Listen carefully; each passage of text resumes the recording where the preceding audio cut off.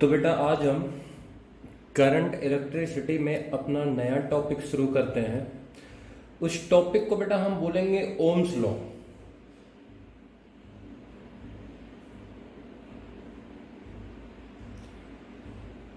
देखो बेटा, बहुत ही इंपॉर्टेंट टॉपिक है ये। देखो, इन्होंने बोला क्या बेटा कि करंट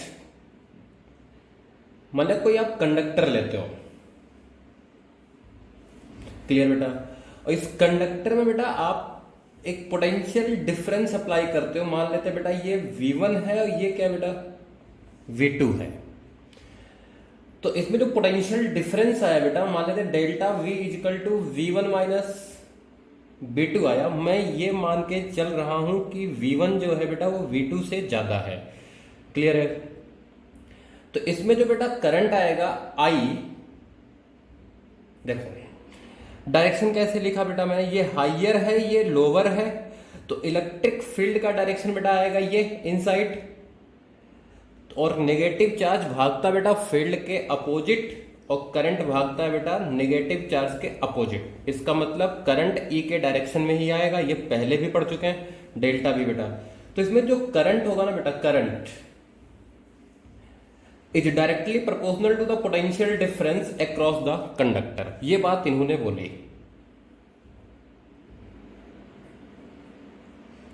क्लियर बेटा। फिर से रिपीट कर रहा हूं, current in a conductor is directly proportional to the potential difference applied across the conductor. बेटा इसको लिख भी लो ओम्स लॉ में, देखो current in a conductor is directly proportional to potential difference across the conductor. Clear हुई बात बेटा ये। तो देखो यहां से बेटा अगर हम इसको और आगे बढ़े तो हम लिखेंगे I इजकल टू एक कांस्टेंट बेटा K, मान लेते उस कांस्टेंट को डेल्टा B। क्लियर बेटा। अब अच्छा देखो एक बात सुनो बेटा, अब आप दो कंडक्टर लो, ठीक है, दो कंडक्टर लो, दोनों के क्रॉस डेल्टा बी की वैल्यू सेम रखो। तो बेटा जो जिसके लिए ये के वाला फैक्टर ज्यादा होगा उसमें करंट क्या होगा बेटा, ज्यादा होगा कि नहीं होगा। तो इसका मतलब के जो है ना बेटा, के इसके बारे में अगर हम बात करें बेटा तो ये करंट के फ्लो को सपोर्ट कर रहा है। जितना ज्यादा के होगा सेम पोटेंशियल डिफरेंस पर उतना ही ज्यादा करंट आएगा कि नहीं। तो बेटा इस के को हम बोलते हैं कंडक्टिविटी, कंडक्टेंस बोल लो बेटा, रेजिस्टेंस होता है जो, उसी का अपोजिट होता है कंडक्टेंस, कंडक्टिविटी नहीं, कंडक्टेंस। के को क्या बोलेंगे बेटा हम, कंडक्टेंस। आगे बात की नहीं आई, क्लियर है। देखो बेसिकली बेटा इसको हम जो रिप्रेजेंट करते हैं ना कंडक्टेंस को, यहां पर आके करंट इलेक्ट्रिसिटी बेटा हम जी से रिप्रेजेंट करते हैं। भले मैंने के लिख दिया है लेकिन ये रिप्रेजेंटेशन किससे दिखेगा आपको, जी से दिखेगा। तो I इजकल टू के डेल्टा बी में बेटा के क्या हुआ, कंडक्टेंस हुआ। और अगर इसी को उल्टा कर दिया जाए 1/k, तो देखो बेटा क्या होगा, जितना ज्यादा कंडक्टेंस होगा उसकी वैल्यू इतनी ही कम आएगी कि नहीं आएगी, या उल्टा बोल लो जितना कम के होगा 1/k की वैल्यू उतना ज्यादा आएगी। तो बेटा 1/k को हम बोलते हैं रेजिस्टेंस। क्या बोलते हैं बेटा, 1/k को हम रेजिस्टेंस बोलते हैं। आगे बात, और इसी को आप पढ़ते हुए आ रहे हो आर। अब देखो बेटा यहां पर देखो, आर की यूनिट क्या थी बेटा, रेजिस्टेंस की यूनिट क्या थी, ओम। याद आया कुछ, ऐसे रिप्रेजेंट करते हैं बेटा। तो ओम का उल्टा कंडक्टेंस की यूनिट क्या आएगी बेटा, कंडक्टेंस की यूनिट क्या आएगी, ओम इनवर्स। अच्छा इसी को बेटा हम महो भी बोलते हैं, मतलब ये कोई मजाक नहीं है, इसी को उल्टा कर दिया, या फिर इसको ऐसे भी रिप्रेजेंट करते हैं बेटा हम। तो कंडक्टेंस की यूनिट क्या आई बेटा, महो बोल लो, ओम इनवर्स बोल लो। क्लियर है, सिंबल देख रहे हो ना कैसा हो गया, ये बात हमें याद रखनी है। तो देखो फिर से रिपीट बेटा, आई किसके प्रोपोर्शनल है, पोटेंशियल डिफरेंस के प्रोपोर्शनल है। ये बात क्लियर हुई कि नहीं हुई। आगे बात, अब आगे देखो, अब इसी में बेटा अगर हम लिखें तो क्या I इजकल टू मैं लिख सकता हूं डेल्टा बी बाई आर, क्योंकि के की वैल्यू कितना बेटा 1 बाई आर के बराबर, तो यहीं से आता है बेटा delta V equal to I R, जो हम याद करके बैठे हुए हैं ओम्स लॉ। ठीक है, अच्छा इस फार्मूले को देख के हम पता क्या बोल देते हैं बेटा, potential difference is directly proportional to current. नहीं, ये नहीं बोलना आपको, बोलना आपको यही बेटा, current is proportional to the potential difference. आ गई बात। न्यूमेरिकली कोई फर्क नहीं पड़ता है, लेकिन बेटा जो ओम्स ने बोला था उसके ऊपर बेस्ड हम बात कर सकते हैं यहां पर। क्लियर है, इतनी बात समझ में आ गई बेटा। चलो छाप लो। अब देखो बेटा, यहां पर अगर मैं बात करूं आर, ये रेजिस्टेंस था, ये किस किस बात पर डिपेंड कर रहा था बेटा, एक तो टेम्परेचर पर, याद आया। अच्छा, और किस पे डिपेंड कर रहा था बेटा, डायमेंशन पर। डायमेंशन में बेसिकली क्या था बेटा, डायरेक्शन ऑफ करंट भी इंपॉर्टेंट था, क्योंकि एल और ए हम कैसे चूज करते थे बेटा, वो हम चूज करते थे करंट के डायरेक्शन के अकॉर्डिंग, याद है बेटा। अच्छा, एक और चीज पर डिपेंड करता था बेटा, वो था टाइप ऑफ मटेरियल, याद आया। क्यों बेटा, क्योंकि हमने लिखा था R equal to rho L by A. Rho depend किस पे करता था बेटा, टेम्परेचर पर और टाइप ऑफ मटेरियल पर। इतनी बात समझ में आ गई बेटा कि नहीं आई, क्लियर है। ये सारी बातें छाप लो, छाप लिया।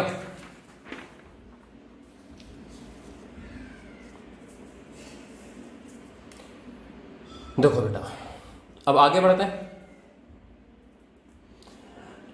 देखो बेटा, ओम्स लॉ को हम प्रूफ भी कर सकते हैं, बेसिकली लॉ का कोई प्रूफ नहीं होता, क्लियर है। लेकिन बेटा बाद में कुछ चीजों को अगर हमने कुछ इक्वेशन को कंबाइंड किया ना बेटा, तो प्रूफ आया इसका। तो लिखो बेटा प्रूफ ऑफ ओम्स लॉ,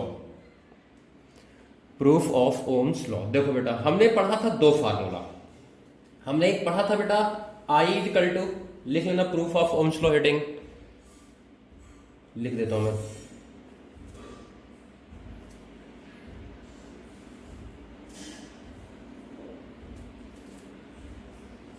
देखो बेटा, हमने दो फार्मूले अभी तक आगे पढ़े हैं जो सबको याद होगा। एक पढ़ा था बेटा हमने I equal to n e A v d, याद आया। और एक हमने पढ़ा था बेटा v d equal to minus e tau by m. अच्छा, ये वेक्टर फॉर्म में था बेटा कि नहीं था, क्लियर है। इलेक्ट्रॉन की ड्रिफ्ट वेलोसिटी से रिलेटेड था। अगर हम वेक्टर हटाए बेटा तो इस माइनस का कोई सिग्निफिकेंस नहीं है। इस माइनस का सिग्निफिकेंस क्या था कि जो ड्रिफ्ट वेलोसिटी ऑफ इलेक्ट्रॉन आता है वो अप्लाइड एक्सटर्नल इलेक्ट्रिक फील्ड के अपोजिट आता है।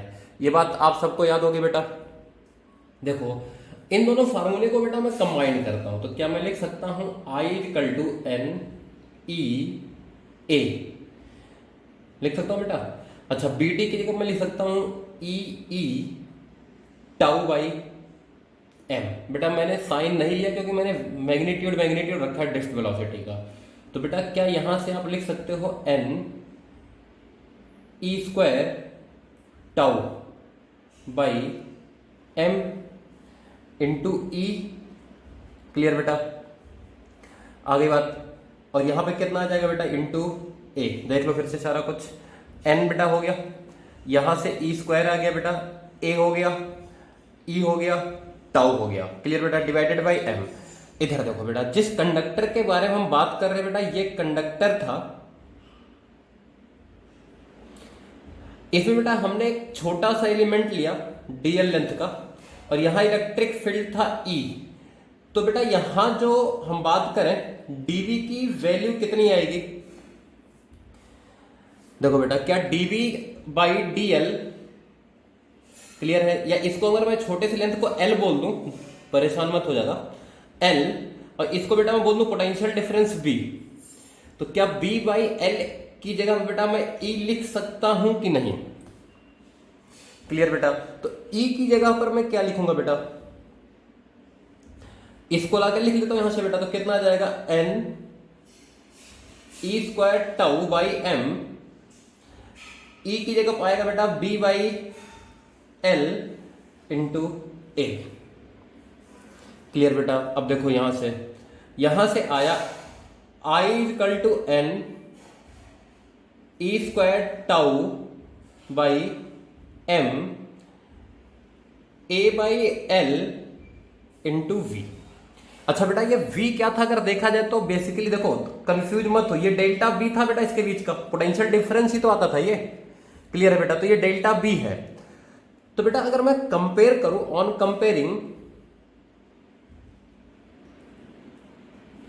Comparing v equal to I R से, तो बेटा यहां से या delta b equal to I R से बेटा तो मैं लिखूंगा v इक्वल टू कितना बेटा, I m n e square tau l by A. तो क्या बेटा ये वाला टर्म जो है देखो ध्यान से किस पे डिपेंड किया, मास ऑफ इलेक्ट्रॉन पर, नंबर डेंसिटी पर, चार्ज ऑफ इलेक्ट्रॉन पर, रिलैक्सेशन टाइम पर, और लेंथ पर और एरिया पर। बेटा ये वही लेंथ ये वही एरिया बेटा जो करंट के अलोंग है और करंट के परपेंडिकुलर है बेटा। तो क्या ये रेजिस्टेंस आया कि नहीं आया बेटा? तो ये टर्म क्या हुआ बेटा, कांस्टेंट हुआ कि नहीं हुआ?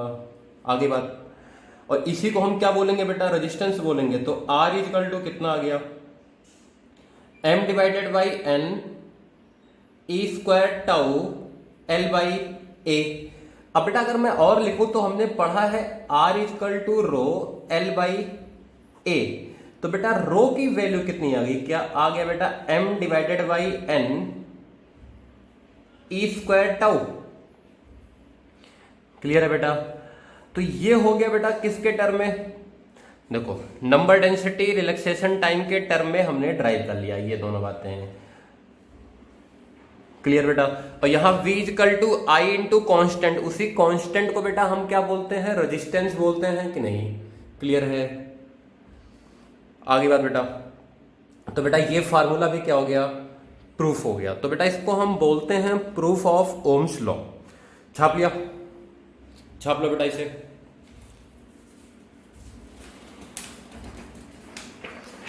अच्छा देखो बेटा अब यहीं से एक और टर्म डिफाइन होगा, इसको हमने क्या नाम दिया बेटा, रजिस्टिविटी, इस रो को। तो अब हम बेटा डिफाइन करेंगे रजिस्टिविटी।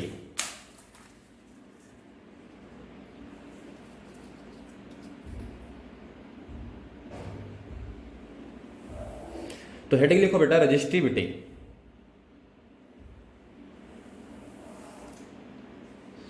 देखो R equal to rho L by A. ठीक है बेटा, इसमें रो क्या है आपका, रजिस्टिविटी है। क्लियर? अच्छा बेटा इसको स्पेसिफिक रेजिस्टेंस भी बोलते हैं। क्लियर है? क्या बोलेंगे बेटा इसको हम, स्पेसिफिक रेजिस्टेंस भी बोलेंगे। अब बेटा इस पर्टिकुलर क्वेश्चन में अगर मैं बोलूं A इक्वल टू 1 और L इक्वल टू 1, तो बेटा क्या R इक्वल टू रो आ गया कि नहीं आ गया बेटा? क्लियर है? तो बेटा यहां से रजिस्टिविटी का डेफिनेशन क्या आता है, देखो ध्यान से सुनना। It is resistance for a wire having unit cross section area and unit length. कितना है बेटा क्रॉस सेक्शनल एरिया, यूनिट है, और लेंथ भी कितना बेटा, यूनिट है। तो लिख लो resistivity is equal to the resistance of a conductor having unit cross sectional area and unit length। अच्छा बेटा अब यहां से एक कंफ्यूजन होता है, उस कंफ्यूजन को लिखो। देखो अगर इसमें बेटा मैं क्या करूं, A और L की वैल्यू एक एक लेके चल रहा हूं बेटा, इसका V कितना आएगा, V equal to A into L होता है बेटा। अगर कोई कंडक्टिंग वायर ऐसे हो जिसका ये लेंथ L हो, ये वाला एरिया A हो, तो बेटा इसका वैल्यू कितना आ जाएगा, A इंटू एल। तो बेटा ये भी कितना आ जाता है, 1 मीटर क्यूब या यूनिट क्यूब कर दो। क्लियर बेटा? तो यहां से एक बात मन में आ जाती है कि हम रेजिस्टेंस के ऐसे भी डिफाइन कर सकते हैं रेजिस्टिविटी को कि it is resistance per unit value. बेटा नहीं करना है, ये गलत कॉन्सेप्ट है, कंफ्यूजन है ये। क्यों बेटा? इधर देखो, इस लेंथ एरिया को बेटा मैं 2 ले लूं और लेंथ को हाफ ले लूं, तो फिर v कितना आएगा, 1 आएगा। अब लेकिन यहां देखो बेटा, उस तरीके से रो की वैल्यू r के बराबर नहीं आएगी, तो इसलिए लिख लो बेटा कंफ्यूजन में, resistivity is not equal to resistance per unit volume. लिख लो बेटा, ये गलत है। क्लियर बेटा, एक तो फार्मूले से गलत है बेटा, दूसरा यूनिट से भी गलत आएगा। देखो कैसे, इस रो की यूनिट आएगी बेटा, रो इक्वल टू आएगा r into A divided by L. बेटा इसकी जो यूनिट आएगी ये आएगी ओम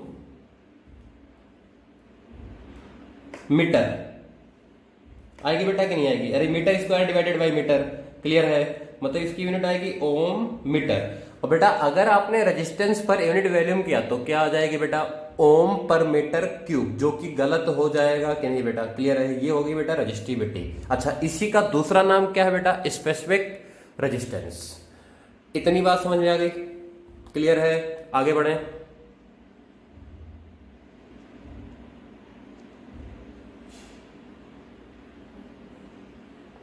देखो बेटा, अब आपका अगला टर्म है कंडक्टिविटी।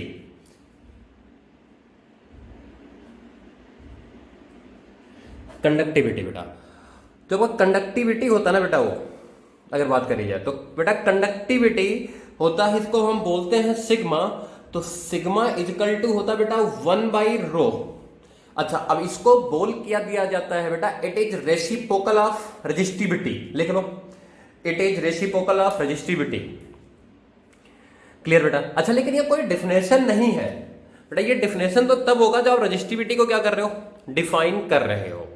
आगे बात बेटा, इसकी भी डिफिनेशन क्या हो जाएगी, ये भी होगा बेटा conductance per unit for a conductor having unit area and unit cross section. लिख लो इस बात को कंडक्टिविटी में बेटा, conductance of a wire having unit cross sectional area,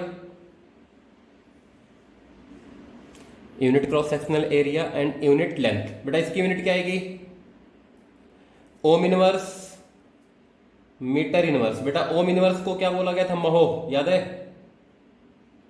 mho metre inverse. ये आएगी बेटा कंडक्टिविटी की यूनिट। क्लियर बेटा? अच्छा, इसको भी बोलते हैं बेटा स्पेसिफिक कंडक्टेंस, तो ये बात याद रखना। क्लियर है, इतना लिख लो बेटा। अब देखो एक और सी बात बेटा, यहां से हम फार्मूले में थोड़ा सा और चेंज करते हैं। चेंज क्या करते हैं बेटा, इधर देखो, यहां आ जाओ। ये रहा बेटा आपका आई। इस फार्मूले को बेटा मैं लिखता हूं, देखो क्या था, V इक्वल टू, इसको बोल लो बेटा रो। क्लियर है? तो V इक्वल टू कितना बेटा, रो L/A इंटू आई लिखा जा सकता है बेटा। तो यहां से बेटा अगर मैं लिखूं आगे, तो देखो बेटा यहां से देखो V/I, ये टर्म हमने पढ़ा था, याद है, करंट डेंसिटी। यार यही तो है बेटा, एक वायर है, इसमें करंट ऐसे फ्लो कर रहा है, ये होगा एरिया A, ये लेंथ होगा L, इलेक्ट्रिक फील्ड होगी बेटा E। तो ये कितना आ जाएगा बेटा, क्या V इक्वल टू आ जाएगा रो L और I/A कितना बेटा, J। क्लियर? करंट डेंसिटी वाला टर्म याद आया बेटा कि नहीं आया? तो बेटा V/L इक्वल टू कितना, रो इंटू J। क्लियर बात? ये बात समझ में आ गई बेटा। और B/L को मैं लिख सकता हूं इलेक्ट्रिक फील्ड, तो E इक्वल टू कितना बेटा, रो इंटू J। क्लियर बेटा? अब यहां से बेटा अगर मैं लिखूं J इक्वल टू, तो 1/रो इंटू E आएगा। तो बेटा ये आ जाता है सिग्मा E, J की वैल्यू। अच्छा देखो बेटा, इसमें J वेक्टर क्वांटिटी था और इलेक्ट्रिक फील्ड भी क्या बेटा, वेक्टर क्वांटिटी। अब ध्यान से सुनो, इलेक्ट्रिक फील्ड बेटा करंट के डायरेक्शन में होता था, या उल्टा बोल लो, इलेक्ट्रिक फील्ड के डायरेक्शन में करंट होता था और J भी उसी डायरेक्शन में लिया जाता था। ये पीछे हमने पढ़ा है बेटा। तो यहां से मैं चाहूं तो वेक्टर भी लगा दूं इनके ऊपर। क्लियर हुआ बेटा कि नहीं हुआ? J इक्वल टू कितना हो गया बेटा, सिग्मा E। ये बात सबके समझ में आ गई? क्लियर है?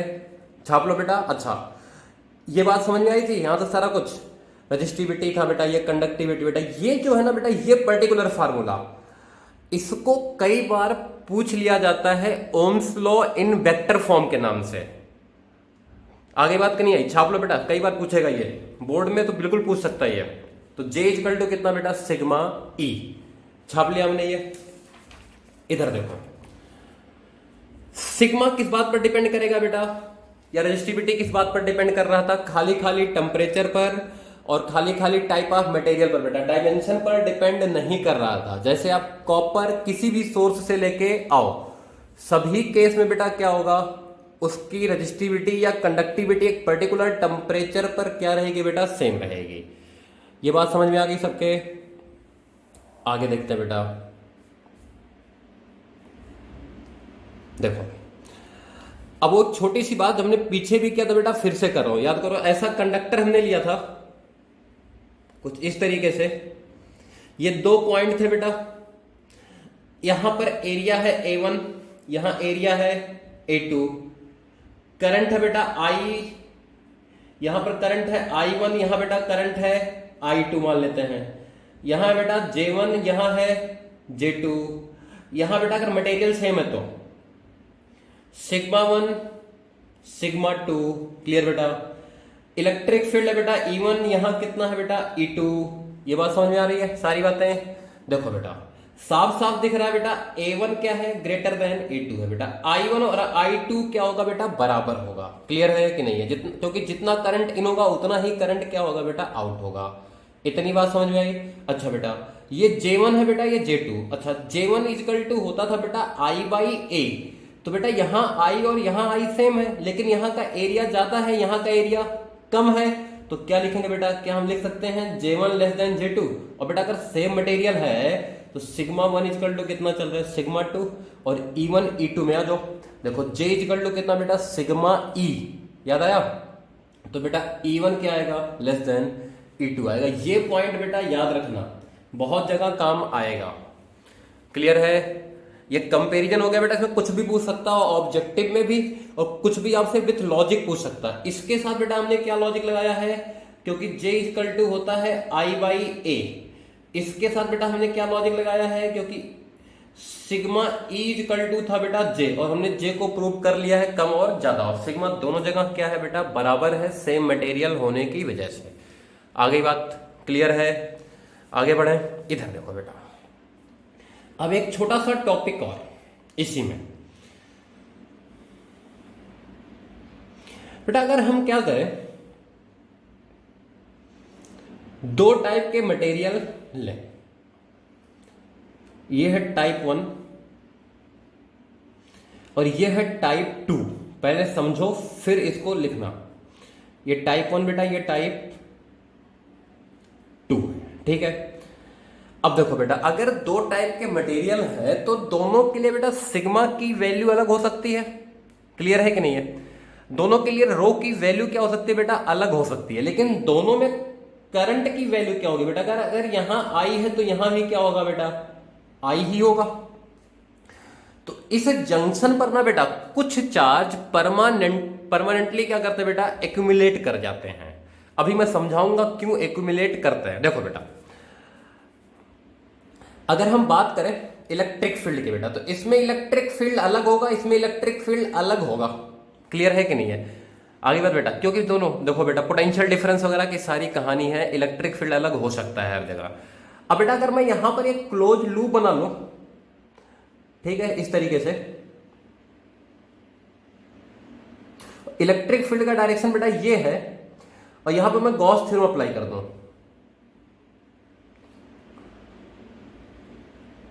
क्लियर है। अच्छा ऐसा कुछ नहीं कि बेटा दोनों का क्रॉस सेक्शनल एरिया अलग होना जरूरी है, दोनों का क्रॉस सेक्शनल एरिया भी सेम हो सकता है। जैसे ऐसा होता टाइप 1 टाइप 2 मटेरियल होता, टाइप 1 और टाइप 2, ये पहला टाइप बेटा, ये दूसरा टाइप बेटा। हो सकता है दोनों जगह इलेक्ट्रिक फील्ड की वैल्यू क्या है बेटा, अलग आए, और यहां पे मैं एक क्लोज लूप बना लूं इस तरीके से। क्लियर बेटा, इलेक्ट्रिक फील्ड बेटा यहां E1 है, यहां कितना बेटा E2 है, तो बेटा अगर इस सरफेस से लिंक फ्लक्स लिखूं मैं बेटा, इस क्लोज सरफेस से लिंक, तो कितना आएगा बेटा, माइनस E1 A1, और यहां बेटा कितना E2 A2 आएगा बेटा, इक्वल टू कितना बेटा, Q in by epsilon not. इस पर्टिकुलर जगह पे बेटा इलेक्ट्रिक फील्ड लिखा गया है। तो यहां से बेटा अगर क्रॉस सेक्शनल एरिया बराबर हो तो A1 A2 कॉमन आ जाएगा, E2 माइनस E1 के साथ A मल्टीप्लाई कर लोगे बेटा, क्या आ जाएगा, Q1 और Q in by epsilon not की वैल्यू आ जाएगी बेटा। क्लियर है कि नहीं है? आगे बात, तो ऐसे जगहों पर बेटा चार्ज एक्यूमुलेट हो जाता है, लेकिन वो चार्ज का एक्यूमुलेशन जो होता है ना बेटा वो परमानेंट होता है। ऐसा नहीं कि अभी हुआ है फिर आगे घट जाएगा बढ़ जाएगा, नहीं, वो परमानेंट रहेगा। इसके बाद जितना चार्ज आएगा ना बेटा उतना ही चार्ज फ्लो करता जाएगा एक बार एक्यूमुलेट होने के बाद। तो ये पूछ लेता कई बार, तो ये गॉस थ्योरम पर बेस्ड है। तो हेडिंग लिख लो बेटा, accumulation of charge, accumulation of charge. Clear बेटा? अच्छा, इलेक्ट्रिक फील्ड बेटा उसी तरीके से आप लिख सकते हो, डेल्टा बी वगैरह वाले तरीके से का यूज करके, डेल्टा बी बाई एल, जैसे और भी डेटा हमें गिवन हो उस तरीके से आप लिख सकते हो। क्लियर है? आगे बात बेटा, आगे बढ़े, इधर देखो। अब बेटा आप इस फार्मूले पे क्वेश्चन भी करोगे, क्वेश्चन में भेज दूंगा आपको। ये इंपॉर्टेंट फार्मूले बेटा, इसमें बहुत सारे लॉजिकल क्वेश्चंस आते हैं कि हमने 10% से, अच्छा चलो इस पे और करा ही देता हूं मैं आपको सवाल। क्लियर बेटा? देखो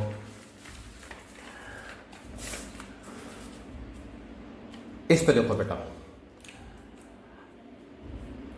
ये है मास ऑफ इलेक्ट्रॉन, ये है बेटा चार्ज ऑन इलेक्ट्रॉन। ये तो कांस्टेंट रहेगा बेटा कि नहीं रहेगा? तो अगर मैं बात करूं बेटा डेल्टा रो बाई रो की, तो क्या ये आएगा delta n by n plus delta tau by tau आएगा बेटा। अच्छा देखो, अगर एन बढ़ा है तो रजिस्टिविटी बेटा घटेगा, ये साफ साफ दिख रहा है कि बढ़ा, क्लियर, सॉरी, रजिस्टिविटी बेटा बढ़ेगा। क्या बोल रहा हूं बेटा, रुक जाओ, एन घटा है, अगर एन घटा बेटा रजिस्टिविटी क्या होगा, बढ़ जाएगा। एन बढ़ेगा तो रजिस्टिविटी क्या होगा बेटा, घट जाएगा। क्लियर है कि नहीं है? आप चाहो तो माइनस का साइन लगा लो इसके साथ। क्लियर बेटा? तो ऐसे सवाल भी आ जाते हैं कि मैंने 5% से रजिस्टिविटी बढ़ा दिया, क्लियर बेटा, और 2% से रिलैक्सेशन टाइम घटा दिया, तो बेटा रजिस्टिविटी डेल्टा एन पे क्या फर्क पड़ा होगा आप निकाल सकते हो कि नहीं बेटा? अब सुनो इतनी सी बात, ये साइन दिखा बेटा, देखो अगर इंक्रीज हुआ तो पॉजिटिव साइन के साथ लिखना डेल्टा एन बाई एन की वैल्यू, अगर डिक्रीज हुआ तो नेगेटिव साइन के साथ। क्लियर है? जैसे एग्जांपल देखते हैं, if n increases by 2% and tau decreases by 4%, find percentage change in resistivity. Clear बेटा? तो मैं लिखूंगा delta rho by rho equal to minus का, बेटा ये इंक्रीज हुआ है 2%, बेटा इसमें 100 से मल्टीप्लाई किया है और इसमें भी 100 से मल्टीप्लाई किया, तो ये 2% आ रहा है प्लस का, और टाउ डिक्रीज हुआ बेटा कितने से, -4% कर दो बेटा इसे। क्लियर है? तो कितना आ गया बेटा, ये आ गया -2% और ये आ गया बेटा -+2%। तो बेटा इसकी रजिस्टिविटी क्या हुई, 2% से इंक्रीज कर गई। लिख लो, ऐसे सवाल भी आते हैं बेटा। क्लियर है? आगे बात, आगे बढ़े, क्लियर है? अच्छा देखो, अब इसी परसेंटेज चेंज पर कुछ और बातें कर रहे हैं बेटा, तो कर ही लेते हैं। हमने पढ़ा था R equal to rho L by A, या बेटा rho L square by V. देखो बेटा, अगर स्मॉल परसेंटेज चेंज है, क्लियर है, एक तो था ना 100% से बढ़ा दिया, 50% से बढ़ा दिया बेटा, तो अगर स्मॉल परसेंटेज चेंज है बेटा तो delta R by R equal to आता है 2 डेल्टा एल बाई एल। ये भी फार्मूला स्मॉल परसेंटेज चेंज के लिए ही है। आगे बात, जैसे बेटा हमने क्या किया, किसी वायर का लेंथ जो है बेटा स्ट्रेच करके 2% से बढ़ा दिया, तो बेटा उसका रेजिस्टेंस 4% से बढ़ जाएगा। ऐसे सिमिलरली बेटा हम लिख सकते हैं delta R by R equal to -2 delta A by A. आगे बात बेटा, जैसे एरिया में 1% से बढ़ाऊं तो बेटा रेजिस्टेंस 2% से घटेगा। क्लियर है? इस तरीके की भी चीजें ध्यान में रखना। आ गई बात बेटा? क्लियर है आज की सारी बातें? बोलो। तो बेटा आज करंट इलेक्ट्रिसिटी का बेटा हमने एक टॉपिक और कंप्लीट कर लिया। बहुत ही इंपॉर्टेंट टॉपिक है बेटा, बोर्ड के हिसाब से भी और कंपटीशन के हिसाब से भी।